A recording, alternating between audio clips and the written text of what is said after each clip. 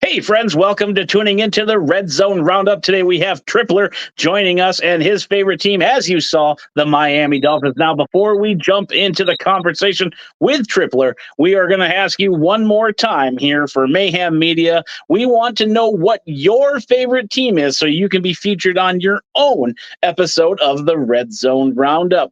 Tripler, how are you doing today? Good. How are you doing, Crander? I'm doing great. I'm excited to jump into the NFL season, and you are our first guest on the Red Zone Roundup. And folks, you can see he's wearing that beautiful Miami Dolphin jersey. I'm only saying that because I have to be a positive podcast host. Now, we're going to jump right into it here, Brian. We're going to ask you, why do you love the Miami Dolphins? Well, it started off when I was a kid that my parents were fans of two different teams. So to kind of be a peacekeeper, I decided to pick a neutral team, and I ended up just kind of at random picking the Dolphins. But once I started to learn more about football and the history of the team, it grew into knowing that I picked a pretty decent team to be a fan of. Decent, huh? Decent, huh? It's like they say in the meme, you pick a team when you're 11-year old, and then you just complain about it for the rest of your life. But we're going to jump into some of your favorite players here. You want to introduce the players for us there, Brian, and kind of why you like these players and Well, coach.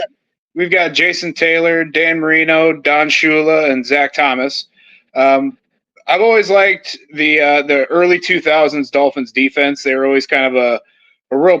They were a powerhouse defense in the early 2000s, and they were really just kind of an offense or a quarterback away from being a real contender. And those two were real great skill players. Zach Thomas himself being a little undersized and not really. I hearing coming out of college that he was kind of undraftable because of his size, and he wasn't big enough to be a middle linebacker, and he came out and proved everyone wrong. And Jason Taylor being as consistent as he is, and Dan Marino being Dan Marino, and Don Shula, I mean, you can't argue with the coach that has the most wins in NFL history. Yeah, and I have to agree with you there. I know I give you a hard time about loving the Miami Dolphins, but that 2000s team, like we have always said, underrated, a quarterback away from just probably dominating the AFC. You know, the likes of, like you mentioned, Zach Thomas, Jason Taylor, but you got to remember, I hate him. You know why I hate him? Patrick Surtain, and I'm trying to think, Brock Marion, Greenwood, great defensive players, underrated for sure. Ricky Williams on the offense, Chris Chambers on the receiving core there. And then I'm trying to think of the other one. I think David Boston was kind of in there a little bit, wasn't he? For a season. He was so there I for a mean, season and he fell off hard. But no, Ricky Williams is another one that I could put on that list because he was probably the biggest trade acquisition I could think of at the Dolphins in my life up to that point, and it really kind of gave you that sense that it might put him over the edge. It didn't because of quarterback, but it was kind of a blockbuster thing when they picked up Ricky, and it was even more blockbuster when we found out that he was retiring. And that's a great segue here. Let's jump into those favorite iconic moments. Now, fans, when we talk about favorite iconic moments, it doesn't have to specifically be about the team in general and their history. This is Brian's favorite iconic moments when it comes to the Miami Dolphins. So, Brian, what are some of those favorite moments of yours? I know you mentioned Ricky Williams retiring. I was part of that day. I will never forget that, how crushed you were. We thought it was the one for the Indianapolis Colts, Ricky Williams. There was two, folks. But what are some of your favorite moments there? Well, and you're the one that told me about that. You're the one that broke the news to me. Yep, Sports Center every day. I lived on that show. But a couple iconic moments that I remember are there was a game in either 2003 or 2004 between the Dolphins and Broncos at Mile High.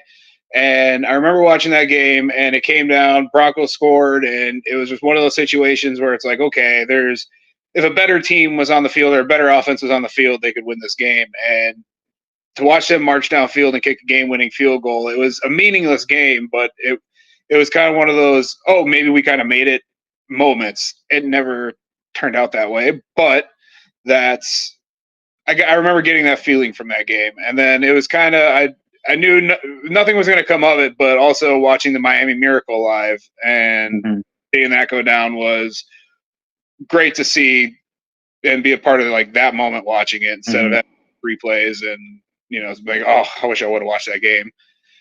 And I guess Ricky would be probably a big one for me. Met a couple Dolphins cheerleaders, but they're long gone by now. But yeah, no, those I would have to say those are a couple of my big moments.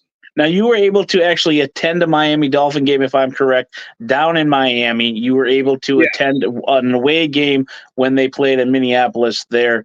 What is it like to see I've been to a Minnesota Falcons game, but I wasn't able to see my team. But what is it like to just be in the stadium cheering on your team there?